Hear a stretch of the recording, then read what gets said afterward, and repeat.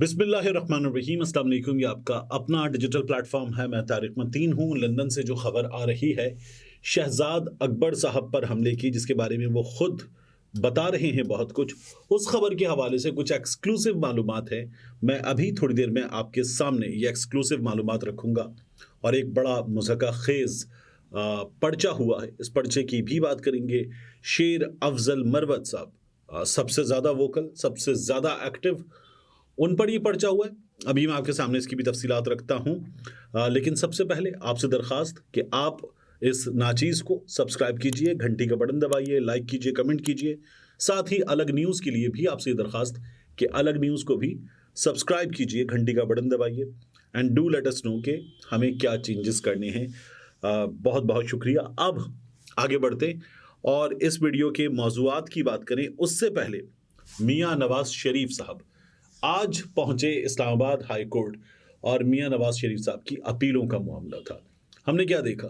हमने ये देखा कि इस्लामाबाद की पुलिस ने मियां नवाज शरीफ को दरवाजे पर बाकायदा तौर पर रिसीव किया। इमरान खान के मामले में बाहर पहुंच जाते थे, एक हंगामी सूरत हाल होती थी और उसके बाद इमरान खान साहब जब अंदर पहुंचे भी तो हम क्या देखते थे कि वहां इमरान खान साहब के अपने गार्ड्स वगैरह, उनकी भी पुलिस से हाथापाई हो रही होती थी और इमरान खान साहब बड़ी मुश्किलों से अंदर पहुंचते थे।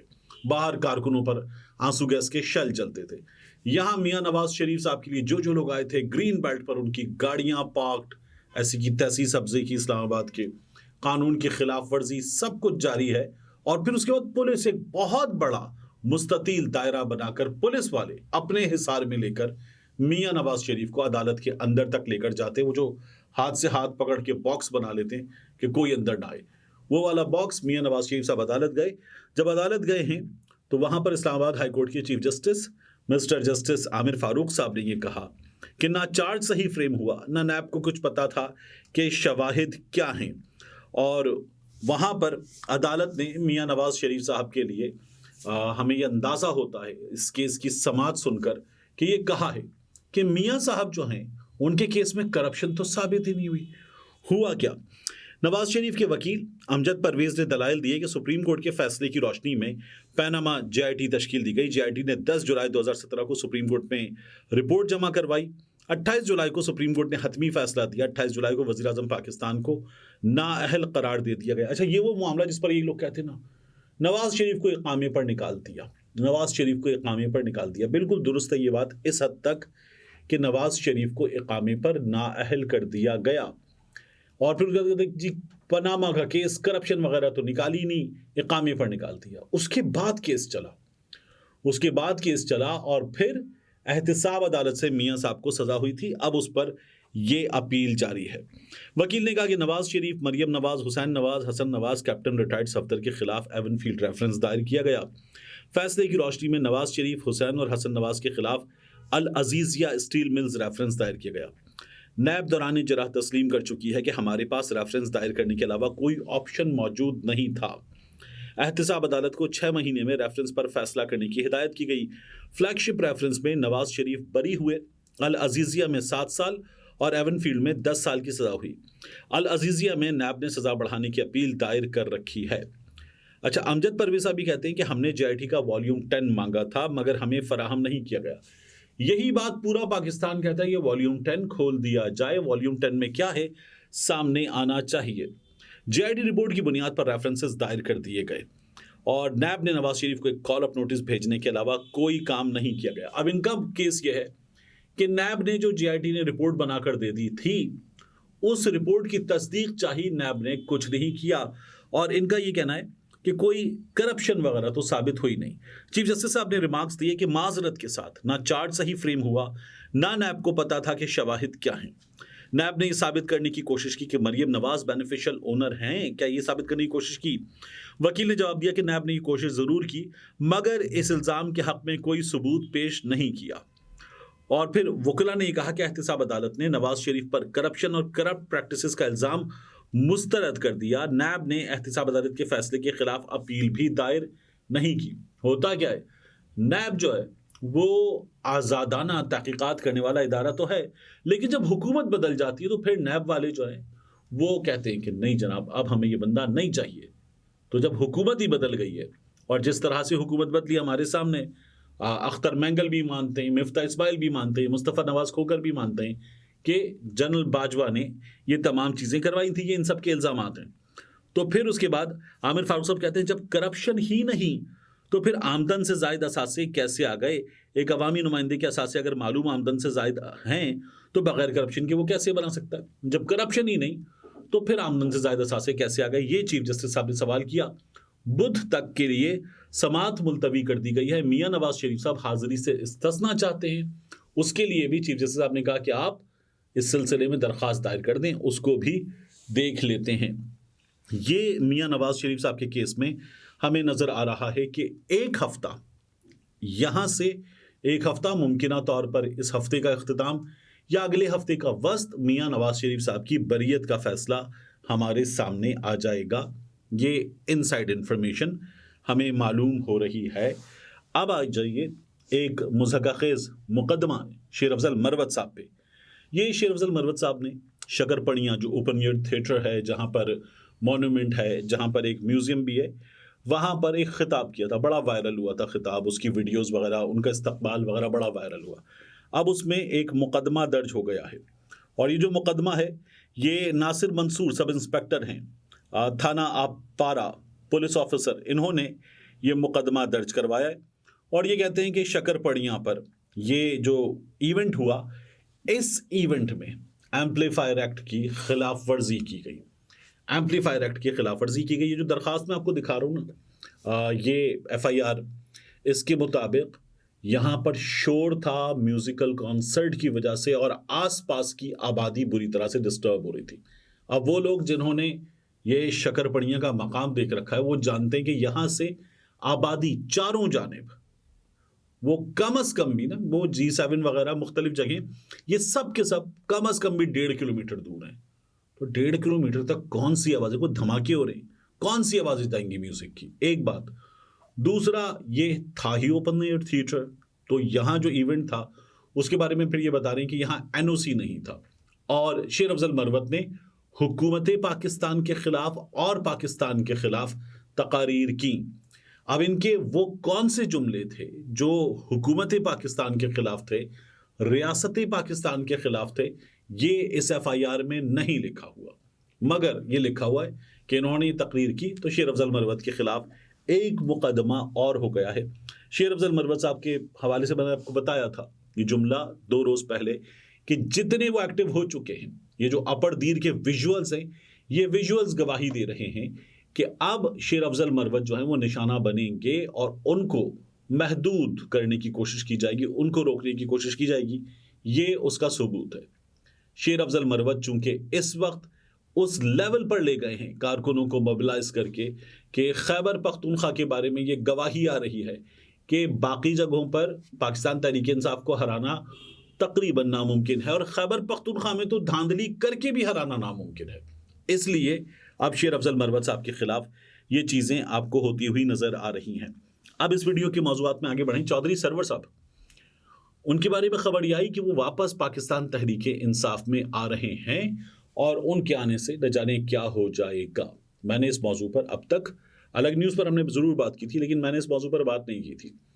अब खबर यह है पाकिस्तान तहरीक इंसाफ के अंदर से आती हुई कि चौधरी सरवर साहब के मामले में जेल से इमरान खान साहब ने कह दिया है एब्सोल्युटली नॉट।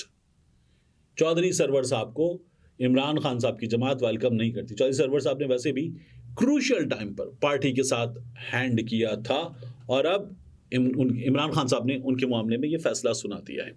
चौधरी सरवर साहब वापस क्यों आना चाहते हैं, इस बारे में लंदन से कुछ सहाफ़ी दोस्त जो हैं वो ये बता रहे हैं कि चौधरी सरवर साहब को वहाँ पर अपने बेटे का इलेक्शन नज़र आ रहा है।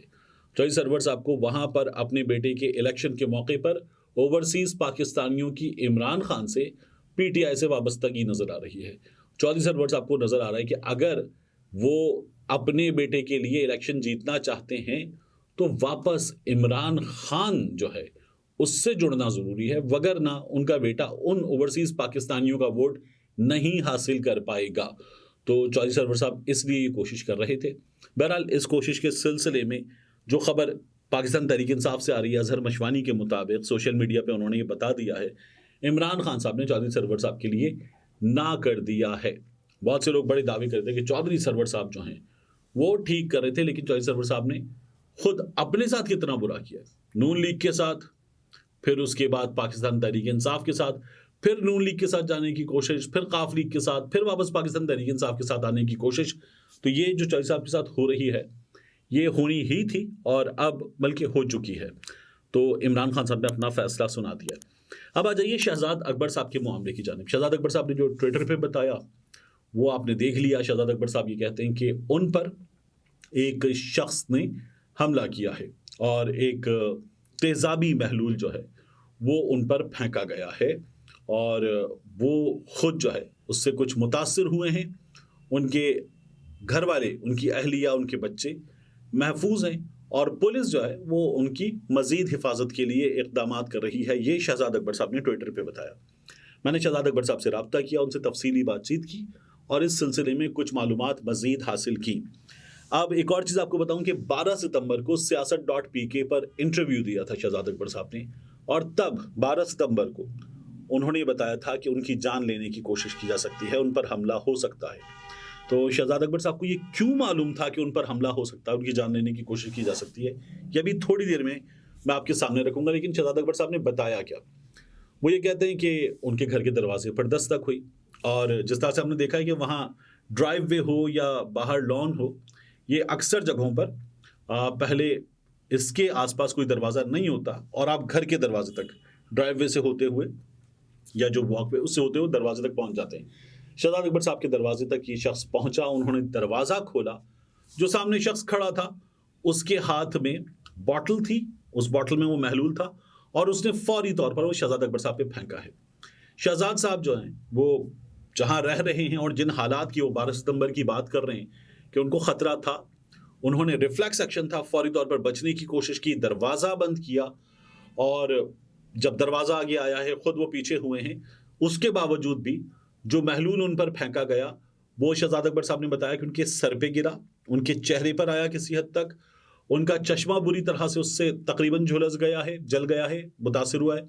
और शहजाद अकबर साहब ये कहते हैं कि वो पीछे हुए लेकिन उनका जो बाजू है वो स्वेटर होने के बावजूद भी अच्छा खासा उस पर इम्पैक्ट आया है उस लिक्विड का। और शहजाद अकबर साहब ने फौरी तौर पर दरवाज़ा बंद किया। रिएक्शन ये होता है ना, बंदा कई बार उसके पीछे जाए जो शख्स आप पर अटैक कर रहा है, लेकिन शहजाद अकबर साहब ने फौरी तौर पर दरवाज़ा बंद किया और अपने चेहरे पर जाकर उस लिक्विड के फेंके जाने के बाद उन्होंने पानी मारा, सर पे, चेहरे पे फ़ौरन पानी मारा और बड़ी हद तक उनका ये कहना है कि उस बर्निंग से उन्हें उस पानी मारने के बाद रिलीफ मिला। जो बाजू वाला मामला है वो फिर उन्होंने बाद में महसूस किया, अंदाज़ा हुआ उनके साथ क्या हुई है। हॉस्पिटल में क्या हुआ वो मैं अभी आपको बताता हूँ, लेकिन शहजाद अकबर साहब ने भी बताया कि जो शख्स था दरवाजे पर, मैंने कहा उससे कोई बात हुई, उसने कुछ कहा, दरवाज़ा खोल रहे थे आपने कुछ पूछा, उन्होंने कहा मैंने तो सामने एक शख्स को देखा जो सर से पैर तक, हेलमेट भी उसने सर पर लगाया हुआ था और जो सूट होता है, जैसे कई बार हैवी बाइक के लिए सूट होता है जिसमें आपके गार्ड्स होते हैं हर जगह मौजूद, घुटनों पे, कोहनियों पे, इस तरह का सूट उसने पहना हुआ था। कहते मैंने दरवाज़ा खोला, उस शख्स ने फौरी तौर पर ये लिक्विड मुझ पे फेंका और वो भागा, यानी वो भी भागा फेंकने के बाद। शहजाद साहब ने अपना दरवाज़ा बंद कर लिया।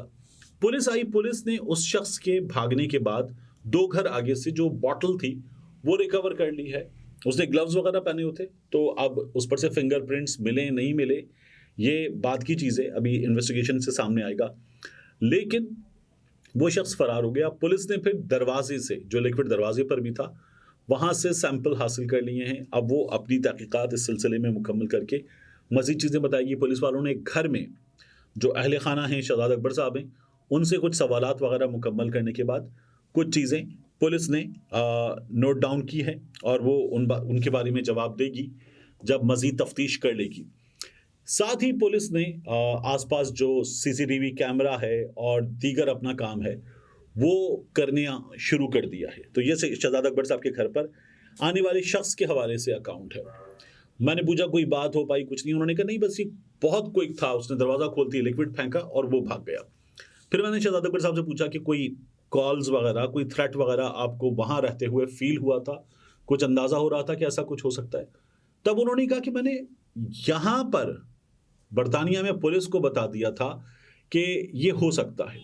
उनका ये कहना है कि हुआ ये कुछ दिन पहले कि मुझे पाकिस्तानी अथॉरिटीज़ की जानिब से, यानी हाई कमीशन की जानिब से एक लेटर मौसूल हुआ मेरे एड्रेस पर, लिखा हुआ था उस पर मेरा पता। तो तब मुझे अंदाज़ा हुआ कि अथॉरिटीज़ को वहाँ पर शहजाद अकबर साहब कुछ ये नहीं कर रहे कि वो जाके बाकायदा एक पब्लिक लाइफ ऐसे जी रहे हों कि वो इवेंट्स पे जा रहे हों, अटेंड कर रहे हों, घुल मिल रहे हों लोगों में। तो उन्होंने कहा, मुझे उससे अंदाज़ा हुआ कि मेरा एड्रेस उन ऑफिशियल्स तक पहुँच चुका है और उनका ये कहना है कि मैं पाकिस्तान भी इसलिए नहीं आ सकता कि मेरी जान को ख़तरा है और ये हुकूमत पाकिस्तान के लोग हैं। उनका ये कहना था कि मैंने तब अथॉरिटीज़ को कहा कि मुझ पर हमला हो सकता है। ये शहजाद अकबर साहब ने इल्ज़ाम लगाया और उन्होंने कहा तब मैंने जान को ख़तरा महसूस किया था, बता दिया था। और अब ये हमला जो है वो शहजाद अकबर साहब पर हो चुका है। शहजाद साहब ने पुलिस को जब बता दिया है, पुलिस ने उनकी सिक्योरिटी वगैरह के हवाले से उनसे कुछ बातचीत मज़ीद की है। अहले खाना उनके ठीक हैं। अब यहाँ मैं एक और चीज़ आपके सामने रखूँ कि ये बड़ी सीरियस चीज़ है। पाकिस्तान से बाहर एक पाकिस्तान की अहम शख्सियत पे इस तरह का हमला होना ये बहुत सीरियस है और एक ऐसे वक्त में कि जब वो पाकिस्तान की अथॉरिटीज़ से खुद भी रब्ता नहीं कर सकता। यानी उसे पाकिस्तान में मुकदमात के सिलसिले में जब बुलाया जा रहा है तो उसने ये कहा कि मैं हाई कमीशन चला जाऊँगा और हाई कमीशन खुद जाके उनको मैं दे दूंगा वीडियो लिंक पर अपना बयान, यहाँ के तफ्तीशी इदारों के सामने मैं बजरिए वीडियो लिंक पेश हो जाऊंगा। लेकिन अब ये जो हुआ है इसके बाद शहजाद अकबर साहब जो हैं वो अपने लिए और ज़्यादा थ्रेट जाहिर है कि महसूस करते हैं। तो अब ये चीज़ें कैसे आगे बढ़ेंगी देखना होगा। लेकिन अटैक हो गया है शहजाद अकबर साहब पे, ये ज़्यादा सीरियस भी हो सकता था। हमने क्या देखा है कि बरतानिया में रिसेंट हिस्ट्री में हमला हुआ था डॉक्टर इमरान फारूक साहब पे, मुत्तहिदा अक़वामी मूवमेंट वाले, और लंदन में हमला हुआ था, उनको तेज़धार आले से निशाना बनाया गया और फिर उसके बाद जो हमलावर थे वो गिरफ्तार हुए, पाकिस्तान लाए गए, वो केस चल रहा है, तफ्तीश चल रही है। और इसी तरह से अभी रिसेंट हिस्ट्री में अरशद शरीफ शहीद साहब का पाकिस्तान में जान को ख़तरात हुए। अरशद शरीफ दुबई चले गए, फिर वहाँ से निकाले गए और केनिया चले गए और केनिया में उन पर जो वहाँ की पुलिस ने हमला किया उसके नतीजे में उनकी जान चली गई। केनिया की पुलिस के बारे में अल जज़ीरा की रिपोर्ट मौजूद है कि बाकायदा किराए के कातिलों की तरह काम करती है केनिया की पुलिस। तो अरशद शरीफ साहब के साथ ये हुआ था। अब शहजाद अकबर साहब का मामला है, कितना सीरियस है टाइम विल टेल, लेकिन शहजाद अकबर साहब को उनके तमाम दोस्त ये मशवरा दे रहे हैं कि he needs to be very careful. तो ये सिचुएशन है अब तक की। मिलते हैं इंशाल्लाह आपसे अगली वीडियो में।